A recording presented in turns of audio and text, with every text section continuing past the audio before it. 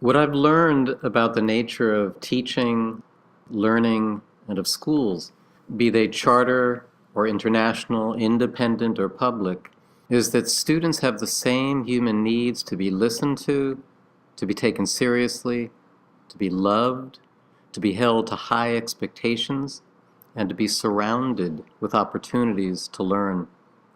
I've always seen my calling as designing those conditions for students and adults to flourish, be it in East Harlem or Helsinki.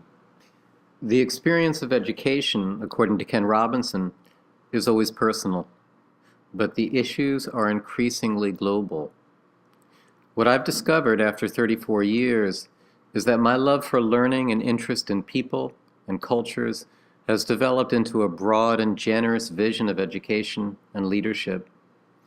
The life of crossing many boundaries of language and culture has deepened my understanding and appreciation for how children learn and the varieties of communities that support them. The common thread is passion and commitment, not to any ideology or methodology, but to learning with and from students and infusing a culture of joy and a sense of purposefulness wherever I am. Schools, where students and adults want to be, are the kinds of places that tap into the natural curiosity, imagination, and energy of children. They invite and encourage them to become active participants in their own learning. They're neither student-centered nor teacher-centered. Rather, they are learning-centered. They're places that are alive with inquiry, performances, demonstrations, exhibitions, and the active pursuit of meaning. They're found in communities that support innovation and inventiveness. They embrace mistakes and risk-taking. It roots and spreads in cultures of care and respect, where the cognitive, physical, social, and emotional is understood interactively and interdependently.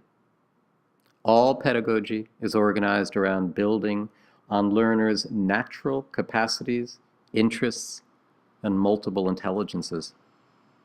Schools that are vital are intellectually rich places that honor the diversity of learners and their teachers. At their essence, they celebrate life.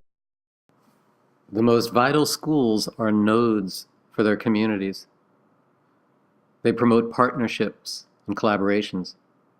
They bring the school to the world and the world into the school. They bring diverse people together. They're environments where all students are known by adults. They serve as laboratories for practicing and learning democratic behavior and discovering our connectedness to each other and the world. They elicit the idealism and the social imaginations of students to exercise their sense of agency and their capacity to impact on the world they inhabit.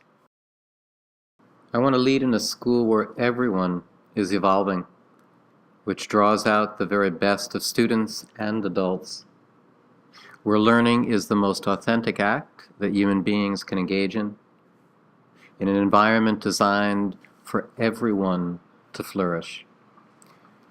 I seek to be part of a school that dreams generously and is committed to growing civically engaged, loving, and mindful citizens. A place that will make an impact in the lives of children, youth, and their communities, and on the well-being of the planet. We were put on this earth to make things, according to W.H. Auden. And it's schools and organizations that are purposeful and befitting of the challenges of the 21st century that I wish to co-construct and be a part of.